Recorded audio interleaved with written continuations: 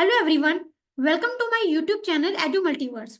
आज मैं इस वीडियो में आपके लिए लेकर आई हूँ best dividend paying stocks for consistent income in 2025।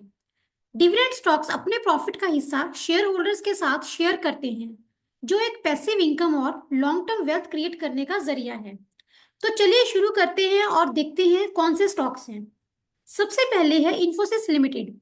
1981 में 7 इंजीनियर्स द्वारा शुरू किया गया इन्फोसिस के पास आज 317,000 एम्प्लॉयज और $18.6 बिलियन का रेवेन्यू है। इनके डिजिटल सेगमेंट से अप्रोक्सीमेटली 2/3 रेवेन्यू आता है। नॉर्थ अमेरिका और यूरोप अप्रोक्सीमेटली 88% रेवेन्यू कंट्रीब्यूट करते हैं। साथ ही फाइनेंशियल सर्विसेज के साथ कम्युनिकेशंस, मैन्युफैक्चरिंग और रिटेल में भी स्ट्रॉन्ग प्रेजेंस है इनका। इनके फाइनेंशियल्स की बात करें तो मार्केट कैप 8,22,165 करोड़ रुपीस है। 52 week high 2006.45, 52 week low 1358.35, sector PE 40.05, TTM PE 30.51, ROE 31.8%, stock PE 30.5, dividend yield 1.92%। Return on share price पिछले 3 सालों का 9.08% और पिछले 5 सालों का 168.2%। Y Infosys limited. इन्फोसिस ने इंटेक, जो जर्मन ऑटोमोटिव इंडस्ट्री का लीडिंग आर&डी सर्विस प्रोवाइडर है, इनको एक्वायर करने की अनाउंसमेंट की है। 450 मिलियन यूरो की ये एक्विजिशन इन्फोसिस को यूरोप में अपनी प्रेजेंस बढ़ाने में मदद करेगी। साथ ही एक्विजिशन फाइनेंशियल ईयर 2025 के पहले हाफ में कंप्लीट होने की उम्मीद है, रेगुलेटरी अप्रूवल्स के बाद।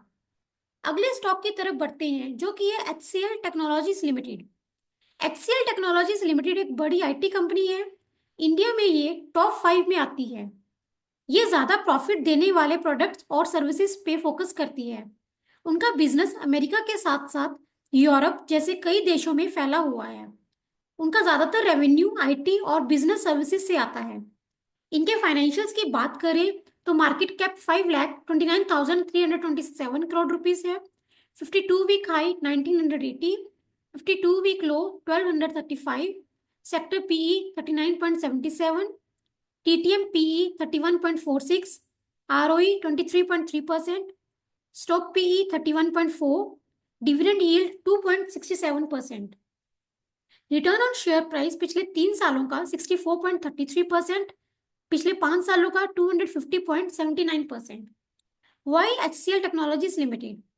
कई ब्रोकरेज फर्म ने एचसीएल टेक्नोलॉजीज के स्टॉक को बाय रेटिंग दी है और उसके रीजंस ये है कि लार्ज कैप आईटी स्पेस में ये पास्ट 12 मंथ्स का बेस्ट परफॉर्मेंस स्टॉक रहा है और इनकी ग्रोथ पीयर्स से ज्यादा है और कैपिटल एलोकेशन पॉलिसी रेक्टिफिकेशन भी हुआ है। फाइनेंशियल ईयर 25 में ये स्ट्रॉन्ग फंडामेंटल सस्टेन करेंगे और डील्स विन का net new total contract value Q2 के लिए $2.2 बिलियन पर हेल्दी बना हुआ है। अगले स्टॉक की बात करते हैं, जो है इंद्रप्रस्था गैस लिमिटेड। ये एक सिटी गैस डिस्ट्रीब्यूशन कंपनी है और ये सीएनजी और पीएनजी सप्लाई करती है दिल्ली एनसीआर में। 1998 में ये गेल और बीपीसीएल के ज्वाइंट वेंचर के रूप में शुरू हुई इस कंपनी में दिल्ली गवर्नमेंट का 5% स्टेक है।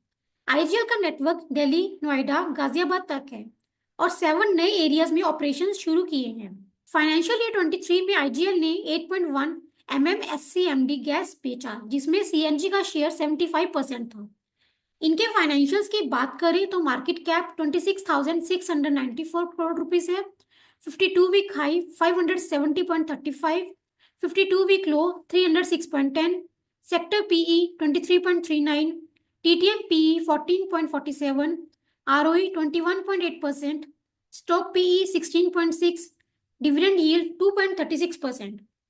रिटर्न ऑन शेयर प्राइस पिछले 3 सालों का -23.26% और पिछले 5 सालों का -5.68%। Y IGL. सितंबर में ग्लोबल ब्रोकरेज फर्म यूबीएस और आईजीएल पर बाय रिकमेंडेशन दिया था और टारगेट प्राइस 400 रुपीज से 800 सेट किया था। पिछले 2 क्वार्टर में कंपनी का एवरेज रेवेन्यू 3.67 करोड़ से 3.87 करोड़ रुपीस तक 5.1% का ग्रोथ दिखाता है और नेगेटिव रिटर्न्स के बावजूद कंपनी ने अच्छा डिविडेंड दिया है। क्लीन एनर्जी सेक्टर में गवर्नमेंट पॉलिसी सपोर्ट के कारण ये एक सेफ और रिवार्डिंग इन्वेस्टमेंट हो सकता है। अगला स्टॉक है बीपीसीएल लिमिटेड। बीपीसीएल इंडिया की second largest public sector refining और मार्केटिंग कंपनी है, जो डाउनस्ट्रीम और अपस्ट्रीम वैल्यू चेन में काम करती है। 4 रिफाइनरीज के साथ 35.3 MMTPA कैपेसिटी और 50+ MMTPA प्रोडक्ट मार्केटिंग करती है। इसका मोजाम्बिक ब्लॉक में 10% स्टॉक के साथ 60 to 70 TCF गैस रिजर्व्स हैं। इनके फाइनेंशियल्स की बात करें तो मार्केट कैप 1,27,118 करोड़ रुपीस है।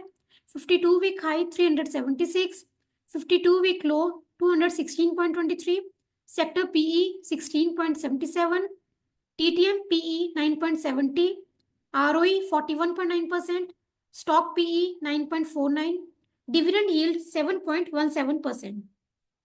रिटर्न ऑन शेयर प्राइस पिछले 3 सालों का 52.89% और पिछले 5 सालों का 24.8%। Why BPCL? बीपीसीएल का प्लान है to invest ₹1.7 lakh crore over the next 5 years, ताकि वो अपना कोर ऑयल रिफाइनिंग और fuel marketing business as well as in future big best of petrochemicals and green energy को ग्रो कर सके। साथ ही बीपीसीएल आंध्र प्रदेश रामायपट्टनम नेलोर डिस्ट्रिक्ट में एक मेजर ऑयल रिफाइनरी और पेट्रोकेमिकल कॉम्प्लेक्स बनाने वाला है, जिसमें यह 60,000 करोड़ रुपीस का इन्वेस्टमेंट लीड कर रहा है। ये इनिशिएटिव आंध्र प्रदेश में एम्प्लॉयमेंट अपॉर्चुनिटी क्रिएट करेगा और इकोनॉमिक ग्रोथ को ड्राइव करेगा। अगला स्टॉक है वेदांता।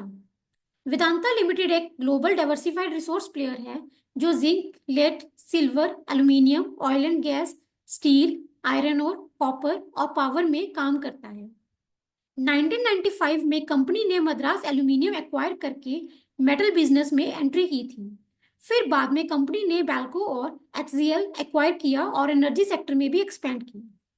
इनके फाइनेंशियल्स की बात की जाए तो मार्केट कैप 1,96,785 करोड़ रुपीस है।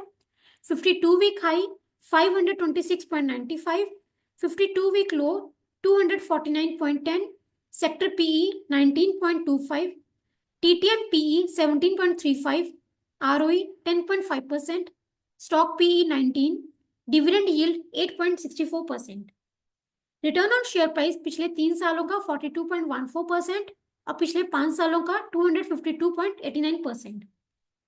वाई वेदांता? कंपनी ने हाल ही में ओडिशा में 1 लाख करोड़ रुपीस के इन्वेस्टमेंट करने का प्लान बनाया है, जिसमें 6 million turns per annum alumina refinery और 3 मिलियन टन्स एल्यूमिनियम प्लांट शामिल हैं, जिससे कि green power renewable energy produce की जा सके। साथ ही कंपनी अराउंड $550 मिलियन अपने ग्रुप कंपनी अवेस्ट्रेट में इन्वेस्ट करने का प्लान बना रही है, और कंपनी का एक अच्छा डिविडेंड पे आउट अपने इन्वेस्टर्स को देने शेयर होल्डर्स को कंसिस्टेंट इनकम बनाने में मदद कर सकती है।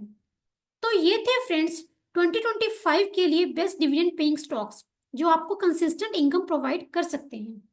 आइए एक बार रिकैप कर लेते हैं। सबसे पहले है इन्फोसिस, उसके बाद HCL technologies, then Indraprastha gas limited, उसके बाद बीपीसीएल और लास्ट में वेदांता।